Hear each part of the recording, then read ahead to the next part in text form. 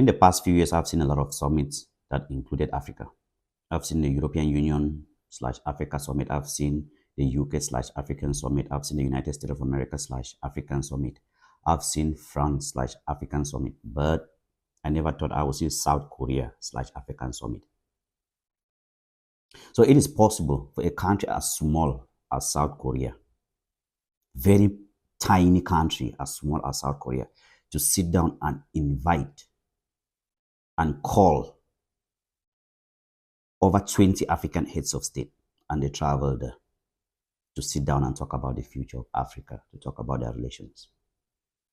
It is very embarrassing that our leaders will submit themselves to so much level of disrespect from such small countries. Who is South Korea? If South Korea wants to talk to African leaders, go to Africa. Visit African countries in Africa. Africa is not one block yet. Africa is not one country. Why do you feel like you have the right to invite over 20 countries from Africa to come to small South Korea for a summit?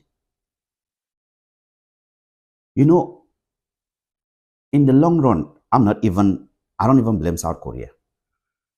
I blame African leaders for always making sure they embarrass us like this. I blame them. African leaders have no class. They have no dignity and no self-respect.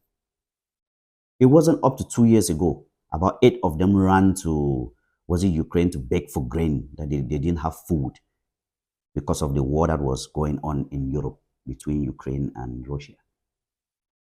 What is wrong with African leaders? How long does it take to plant grains and harvest? If you look it up, 270 days, I think. But we have to travel all the way to Ukraine to beg for them to release some grain so that we can eat in Africa. Now, we are running to South Korea for a summit. South Korea African Summit. One country, not even a big country, a very small country that is not even close to a country, to Cameroon.